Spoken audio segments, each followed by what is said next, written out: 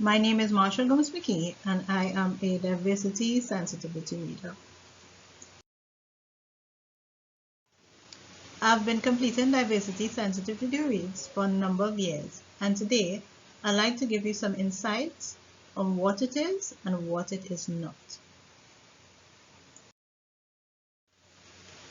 A diversity or sensitivity reader usually identifies with a group, marginalized or not, belonging to a specific geographic location, of a certain belief or cultural identification, and or skill to offer feedback on representation, whether it be harmful or accurate. Yes, I point out areas of concern, but I also point out areas that are well represented, so you know that you are on track.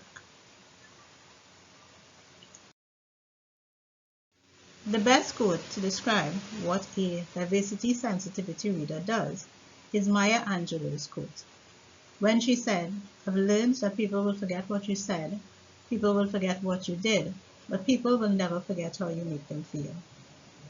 At the end of everything, you must sit and ask yourself, how am I making the reader feel? Especially when the issue speaks to them personally. Am I making them angry? Am I providing a platform for rapport? What is this book bringing across to my reader? So let's talk about diversity and sensitivity readings and what it is not. Sensitivity or diversity reading is not censorship. The goal is not to take certain topics off the market and hide them away. The goal is to create accountability and presence of mind before you publish. So if your goal is effective and positive representation, then a diversity reader is key. You may say, I don't care what people think, but what happens when your spouse is fired or you miss out on a promotion because of your book? What happens when your children are bullied? What happens when your livelihood is threatened?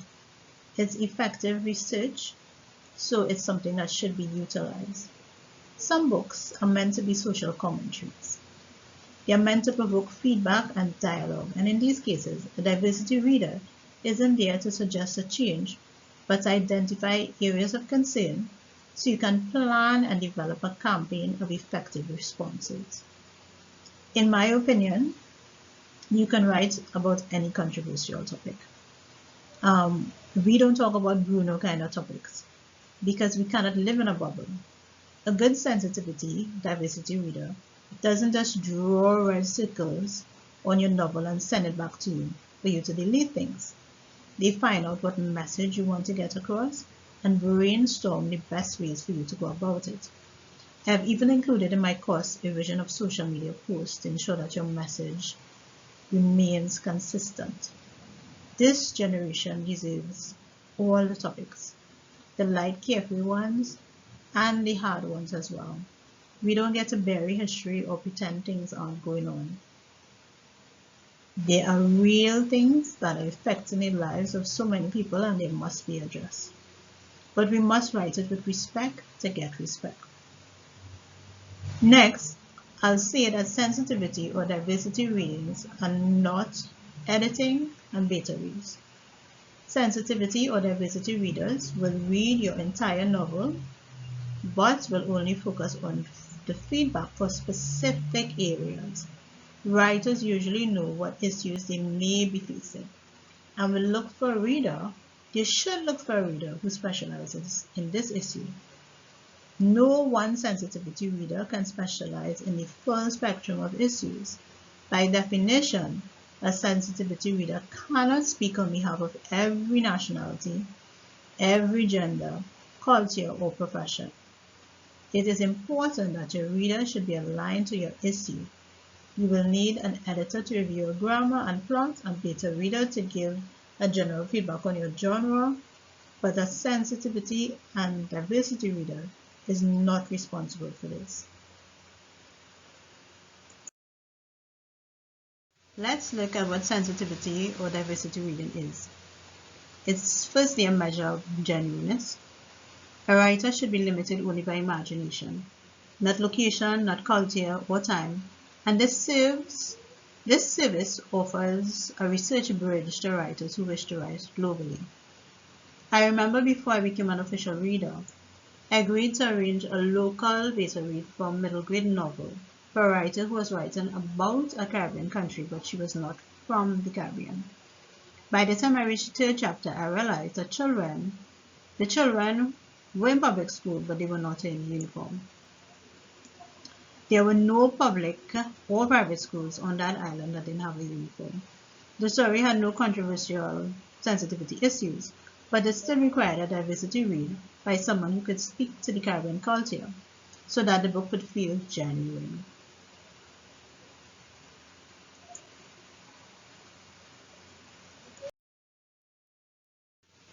We also look at a measure of accurate representation.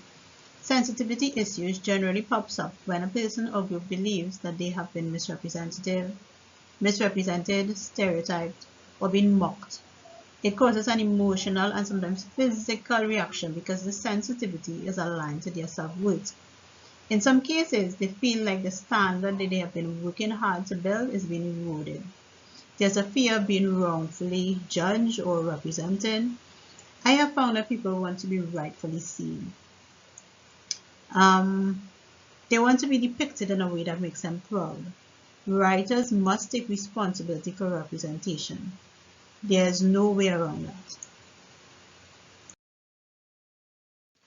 We must also look at the measure of planning. If writing is your career and publishing is your business, you should be looking at your books as your products. When you know what your novel sensitivity issues are, you'll be able to address it with a plan and not be blindsided. Because the cancel culture is real. Businesses hire public relations consultants to conduct impact assessments, and that is what diversity reading is. It's a sensitivity risk assessment for a book, because no one wants to be caught up in a negative social media frenzy. Diversity sensitivity readings began as a simple check for biases, but has evolved into so much more today. Let's go back to the definition.